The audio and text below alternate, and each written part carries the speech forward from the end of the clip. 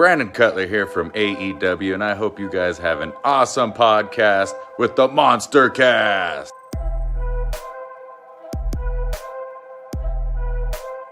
What's up, you guys? Sean Ross Sapp, Fightful here. You're watching the MonsterCast with Jack and Ryan.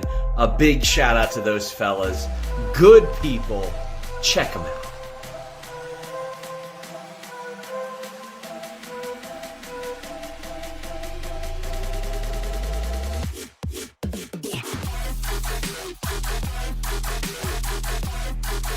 Here's your hosts of the MonsterCast, the Straight Edge Monster Jack and Ryan.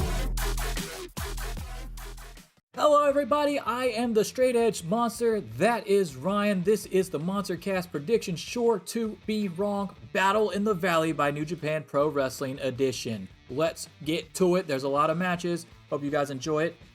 Big wrestling weekend this weekend coming up. Of course you got this and you have the Elimination Chamber from WWE. And then a lot of stuff that we don't watch because we don't watch wrestling. So be ready for that as well. Keep that in mind. Let's get to it. What is it? What do you want to do? Let's do the New Japan World Television Championship. It's Zack Sabre Jr. coming in as champion. Obviously, he became the first television champion at Wrestle Kingdom 17 when he defeated Ren Narita. And he will go against Clark Connors, who was the fill-in at Forbidden Door that Ryan went to, even though I don't think he watched it when you were there, though, right? You were just there? Yeah, no, I don't watch wrestling. Okay. All right. So I was just making sure. You're just in the crowd. I'm just hanging out. You got comped. Okay. All right. Cool. So he was just there. But Clark Connors was the replacement match, and I believe it was like a fatal four-way or something. These right? jokes are for one person. No, so it's okay. I don't know how well these are. If you don't get the references, catch us live every Sunday on Twitch. You can watch the entire episodes as well on Spotify, or listen to them on Apple Podcasts and Google Podcasts. You'll get what we're talking about. It's okay. Trust me, it's funny to us. It's an inside joke to the show. So if you've been watching the show in its entirety and not just prediction shows or clips from the show, you'll get it and it'll be funny to you too. And we're glad you could laugh along. But anyway, so it's because you didn't watch that, I assume that Clark Connors, you don't know anything about him, and he's probably going to lose to Zack Sabre Jr. here, right?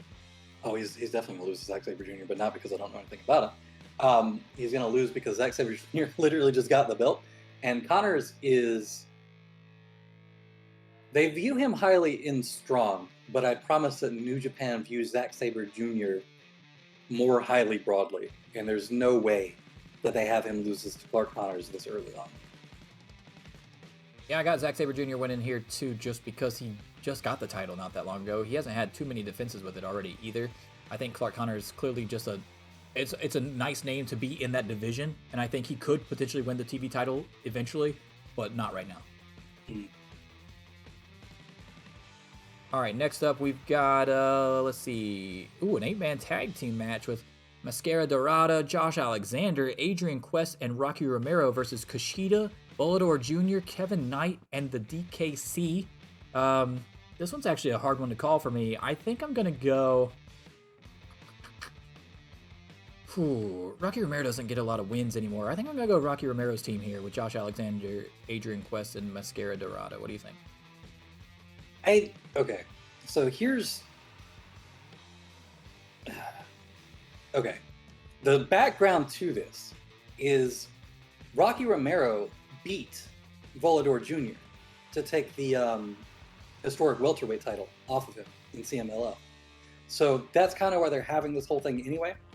Fantastica Mania is coming up. So there's a lot of little stories in the 8-man tag. Kushida, obviously, he just had his AEW appearance, and that was cool. So they might be trying to play something off of that, too. Volador Jr., obviously, is the one who lost to Romero in CMLL. So there's a little bit of background into this that, if you're not watching other promotions, you might not be aware of. But if you do watch them, I think I would not be surprised to see Rocky Romero actually lose this match in the four-way match and have the Kushida and Volador Jr. team win. Like you said, Rocky Romero doesn't win a lot in New Japan booking.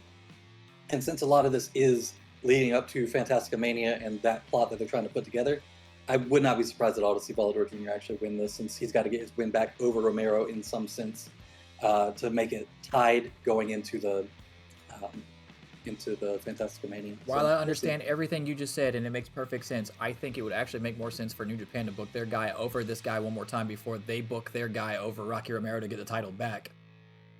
So I think it helps. I think it helps Rocky Romero going forward when he goes against other people in the company as well, because he can say, even though he lost the title back at Fantastic Mania or whatever, he still has the upper hand overall. It also depends on how he loses. Like if Volador Jr. not that we view 8-man tags as a straight up one-on-one encounter anyway. So I think that also helps protect whoever, regardless of how the outcome is. Right, that's what I was just about to get at. Is if you have Volador Jr. get the pin over his team by pinning like Mascara Dorada or something, that comes off completely different. Or even like Adrian Quest. So you have Volador Jr. get the pin, get the win, that makes him 1-1 in matches against each other, but not in singles matches. And then it feels a little bit more even going into it, so you don't like feel like it's as one-sided. Or I could see them booking it like that. So I have Kushida's team actually going over. All right, let's go into the tag team New Japan, the New Japan Strong Openweight Tag Team Championship. The Motor City Machine Guns, Alex Shelley and Chris Sabin, legends of the tag team division, going against the West Coast Wrecking Crew, Jorel Nelson and Royce Isaacs. If you don't know who Royce Isaacs is, he was in NWA, early NWA with Billy Corgan in NWA. He was part of the Strictly Business stable with Nick Aldis and Camille and Thomas Lattimore. So that's where he came from. So I mean, I don't know where they're going to go with this one, but like just on the surface, I'm a huge Motor City Machine Guns fan, so I'm just going to say Motor City Machine Guns just because I really like them and I want them to retain. So I'm going to go MCMG here. Yeah, I am too. There's not been a lot of build to this aside from West Coast Wrecking Crew has won a couple of tag matches. I know they beat Roppongi Vice leading up to it, but other than that, there's not been like a ton of build. I think they did like a backstage segment where they meet up and he just challenges them they challenge each other for the titles. So it wasn't like a huge build, anything crazy. I think it's just to have a defense of them on the show. I don't see Motor City Machine Guns losing here, so I'm going to put them for that. Next up, a Filthy Rules fight match. Whatever the hell that means. Tom Lawler versus Homicide. Usually you would think Homicide has the advantage in these types of matches, but I'm actually going to go Tom Lawler here to get the dub. So this gets a little bit convoluted when you bring in stuff going on in other promotions, because they could have Homicide go over to make him more credible if they pull him into the Eddie Kingston and Ortiz shit, which they could, because he's already been name dropped on television by Ortiz to Kingston. But keeping it within the Strong bubble, I would probably be leaning more toward Tom too. Also, it never looks great to lose a fight that's named after you. Just a filthy fight, filthy Tom Lawler, and then he loses. Yeah, I'm gonna go Lawler here too. He's got Homicide is how fucking old is he now? He's got Homicide or Tom Lawler? Homicide. He's got to be. Oh yeah, Homicide's older than Tom Lawler. That's another reason I was leaning towards Lawler. It's anyway. mid 50s, mid 40s rather, late 40s. So he's, I don't know if they want to start putting him over guys that I think they're legitimately trying to build into like bigger mid-card American talents like Tom Lawler. So I'll have Tom Lawler. All right, next up, we're going to actually skip that match and come back to it and that one. Let's go Fred Rosser, champion. He's got the Strong Openweight Championship. He's going against Kenta. Now, this is the one match where I can really see a title changing hands, but it really hurts the New Japan Strong branding if it does. So, Fred Rosser's the champion, but everything is telling you Kenta should win this match. But is that what's going to happen? Well, Kenta just lost to Tanahashi at the New Japan show. So he's already coming off of a loss. I think it would probably... See, there's two ways to look at that, though.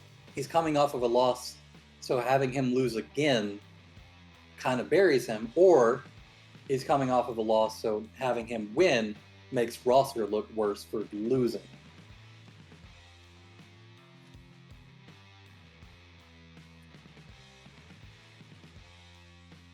I think Kenta brings more eyes to their American product. Weirdly enough, even though Ross's obviously got the WWE background a little bit, primetime players and all that. But I don't think he's been the draw that they want for their U.S. market. And Kenta, being sort of middling around, doing not a whole lot, losing the match to Tanahashi, I could see them having him win to give him some credibility back and to bring more attention to the strong brand. I'm going to say Kenta on this. I'm going to say Kenta here too, because if anything, you have to have something change in the show, right? You would think. Which, how many titles are on the line for this to not just be a throwaway show, and because you know you're going to have a lot of U.S. audience tuning in, something's got to happen. And even though I'm hyped that Fred Rosser is getting pushed the way he is in some organization, because I do think he's a little bit overrated, honestly. I don't think he's like the greatest thing ever or anything, but I do think that he hasn't gotten a real fair shake in a lot of promotions that he's been in. So I'm happy that he's got the title, but Kenta, dude. Kenta. Like, especially if we're all thinking that they are going to this Ring of Honor, New Japan Strong combination type deal. Kenta having the title makes a lot of sense. Rosser's one of those guys that's like, if you ask, is he a good wrestler? Everybody will say yes, because he is a good wrestler. Like, he's very competent in ring. He's had good matches, but it just has always felt like his character work wasn't there. I don't know what it is. Like, when he's a babyface, it comes off like a little bit bland, and when he's a heel, it doesn't come off like believable. You can almost tell like he's a really nice guy in real life. Like, and it kind of fucks with it. So character work, there's just like a big gulf between the two. Kenta's character work is leaps and bounds ahead of Rosser's. And if they're trying to build a promotion around character work and add more of that in than like Strong being like the display of athletic prowess from a bunch of like relatively unknown, or not unknown, because I guess everybody on the part is pretty known, but like guys that have never been huge names. That's kind of what the Strong brand is. All right, I'm gonna go Kenta too. I'm going Kenta. Yeah, I'm going Kenta just because like I said, they gotta have some title change hands here.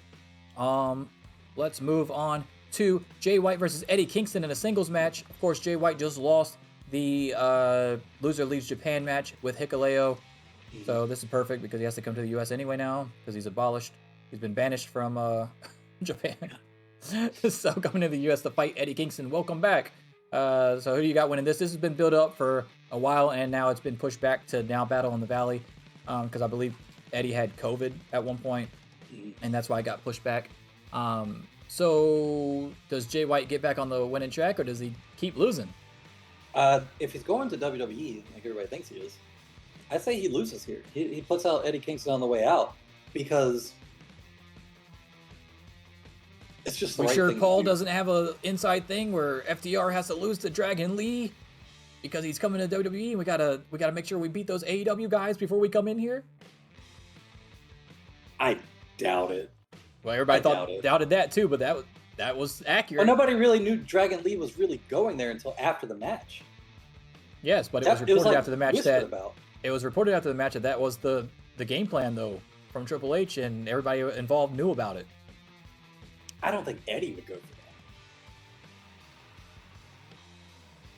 And I don't think that after that happened that Tony Khan would go for that. So the way that I look at this is when you know that you're on the way out, you put people over. That's just how everybody does it all the time. Especially in like long running feuds that never really got a payoff. I mean, they did it in ECW all the time. ECW did that all the time. You're going somewhere where they're going to build you up as something different anyway, and it's fine. You're either going to get beat down by your faction, you're going to get turned on by your tag team guy, or you're going to lose the big match. It happened with Keith Lee when he was leaving. He got beat up by Shane Taylor. It happened with Adam Cole when he was leaving to go to NXT. Happened to AJ Styles when he was leaving to go to WWE.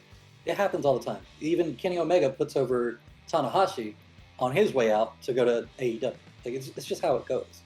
I mean, and like I said, Taz put over Rob Van Dam before he went to WWE. Dudley Boys put over, I forgot who they put over, but they put up over somebody before they went. And then, it happened. I think it really, besides Japan, I really don't even know if it really happened a lot in Japan because there wasn't a ton of Japanese stars leaving Japan to come over here like there are now. But ECW, though, when they were getting picked up by WCW and WWE, I think that's where it really started. Like, you're putting over the person before you bounce out of here so that we don't get fucking murdered.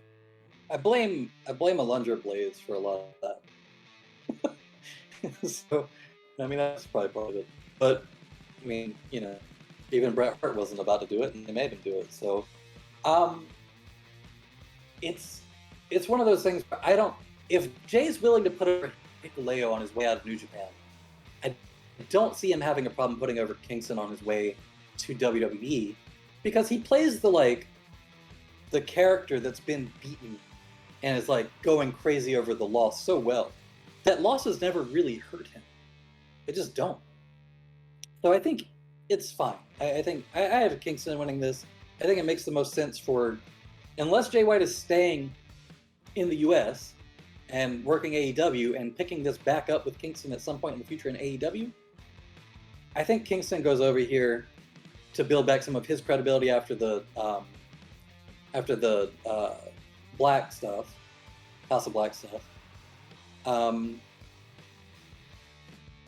Yeah, I got Kingston on this. I mean, it would help his credibility because this is clearly booked for an AEW show, or AEW fan base. So, like, I got Kingston winning 2, irrelevant of where Jay White goes, honestly. Because if Jay White puts him over and then goes to WWE, great, whatever. But if Jay White also puts him over and then comes to AEW, they can have something for Jay White out the gate. So, well, the difference is if Jay White loses and then stays, then that doesn't really make sense. Well, I think it makes sense if he comes to AEW to get his win back against Eddie Kingston, and that's how he comes back, and then he can just spawn off from there. That's the first stepping point. Yeah, maybe. We'll see. All right, so we both got. Well, no, yeah, we both got Kingston on that one. All right, next up, let's talk about the match where 3/4 of the audience are tuning in for, and that is Kyrie, the champion, defending the IWGP Women's Championship against Mercedes Moné in her first official match under the New Japan umbrella, and Stardom, of course, and all that stuff. This show's for WWE fans. So, yeah, it's a WWE match, obviously. So was Fred Rosser and Kenta. All right, so Kyrie versus Mercedes Moné. I know Kyrie hasn't had it long. Well, she's had it a little bit as far as time, but not a lot of defenses with it. But I don't see how you don't give the title to Mercedes Moné here, honestly. Like, coming in your first match, you lose, even though it is Kyrie. It's weird to me. And I will say this. If Mercedes wins this, and I'm picking Mercedes as my pick, by the way. Well, if they have it go short and Mercedes beats Kyrie, then I'm going to be pissed because it makes Kyrie look really bad. If they go long and Mercedes wins, I'm cool with that. The whole thing with the New Japan having a women's division now is how seriously are they going to treat this division? And you already have Kyrie defeating Tam Nakano at Wrestle Kingdom 17 in a quick match that only went just under 6 minutes. It was like 5:56 is the official time for that match. And when we were saying, well, I hope that's just because of all the time they invested in bringing Mercedes out and doing her whole thing. So the intro with the Titantron, then coming out that long-ass walk, then doing the handshake and the move, and then the little promo afterwards. We're hoping that's why the match was so short. And I think we're going to get a real taste of that in this show right here. Because if they don't give it a lot of time at Battle in the Valley with New Japan Strong talent, then I don't have high hopes going forward on New Japan shows in future IWGP Women's Championship title matches. But I got Mercedes Moné winning this match here. They also have to understand that the American audience cares more about women's wrestling than maybe they think that New Japan watchers in Japan do. So they should already be primed to book that longer, I feel like. So you got Mercedes as well? Oh, yeah. I don't think you hire somebody at the amount of money they have to be paying her and then have her lose her first match. It just doesn't make sense. All right. I think they put it on Kyrie to be able to say, It was Kyrie. It was a woman that has been around in this country's wrestling industry, this country's women's wrestling industry for a very long time. It's like a credible person to put it on. It's somebody who's been around the world. It's somebody that has like worldwide recognition, and is also like a very good talent. And then once you've done that, it's okay to give it to someone else because you've already established this, like, I think it's like, it'll probably be about 90 days by the time she loses it. So you've got at least like a 90-day reign in, even with only one defense or one successful defense. It'll be 2 defenses. But yeah, I mean, I don't see any scenario where they pay that much money for Mercedes and then have her lose. That's crazy. The whole point is to bring more eyes to the product. You bring more eyes to the product the same way AEW did by having Chris Jericho be your first champion. She's their Chris Jericho for the women's division. Okay, so I agree with all that. Let's get to the main event. We talked about this on the show. Could this possibly be the last time that Okada versus Tanahashi go one-on-one for the IWGP Heavyweight Championship? You said probably not if you had to bet money on it, but it's not out of the realm of possibility either. We do think that this is going to be a solid 2 great match because they haven't missed yet.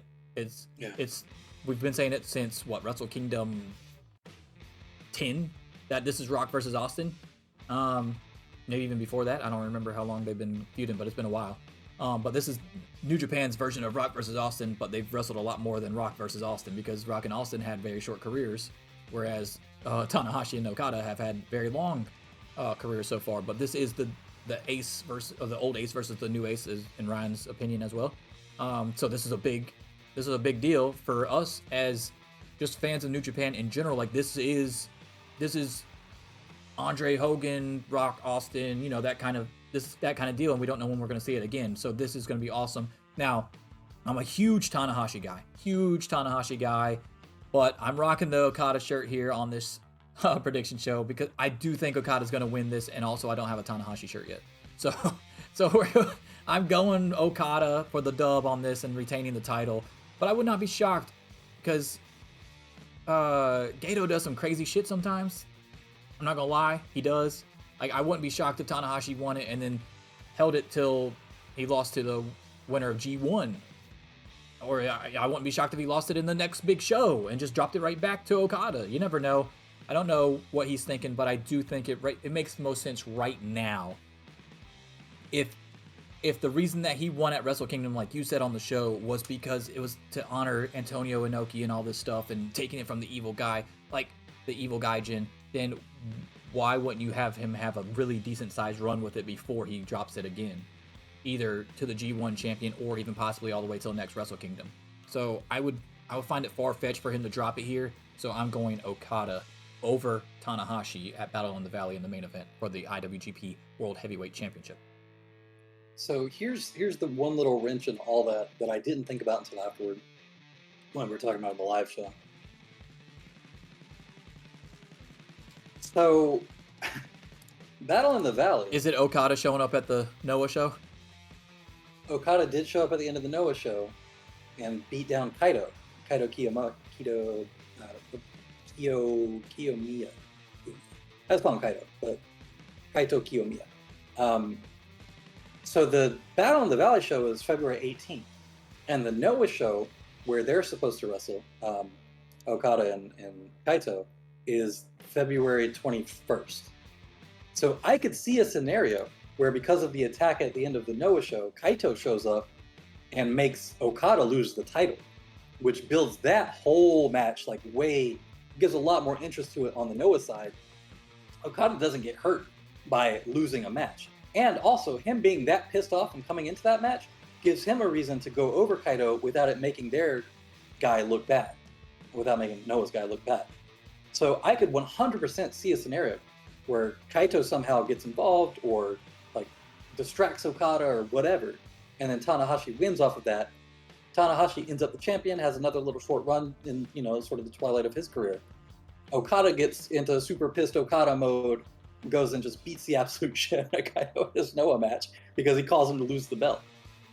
And then, like you were saying, in the G1, it would not surprise me to have Okada maybe not even win the G1. He might, but maybe not win the G1, but win against Tanahashi in the G1 to secure himself a guaranteed title shot where he might win it back even before Wrestle Kingdom happens. They don't do that a lot. I can't really think of any instances off the top of my head where the titles changed after a G1 winner was decided, but before Wrestle Kingdom. I think it's happened before, but I can't remember any specific instances right off the top of my head. But they could do that. It would not surprise me to see Tanahashi get sort of like a end of his run, sort of like credible title reign, not like a gifted one, you know? And if you go all the way back, like Okada's the one who finally took it off of Tanahashi after Tanahashi's like 400 and it's like 400 something, like 400, 405, 404. I think it was 404 because I always remember it's the internet era. It was like 404. So Tanahashi had the belt for like 404 days, and Okada's the one that took it off of him. That was like 13 years ago. No, it wasn't. It's like 11 years ago. Sorry, this was 2012. So this whole thing has like a lot of storied history, and either one of them going over the other has so much behind it that it doesn't really hurt either one of them. Same with like a Rock and Austin, kind of like the comparison you were making.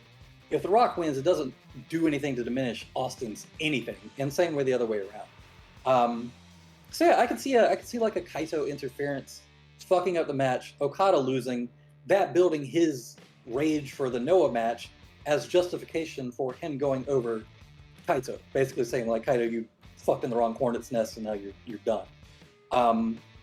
Because then Kaito doesn't come out of that looking too bad. It looks like he still got something over on Okada by causing him to lose the IWGP Championship, even if he ends up losing the match. So I think I might have talked myself into picking Tanahashi here. Okay, well, I need an answer, though. Did you pick Tanahashi here? Give me a second. Processing. I'm doing the Doctor Strange shit, right? Okay, I'll do that. Look at all the scenarios. All the scenarios. There's one where Tanahashi wins. Yeah, I'm going to pick Tanahashi. I like when we have different picks, and we've picked a lot of the same ones on this.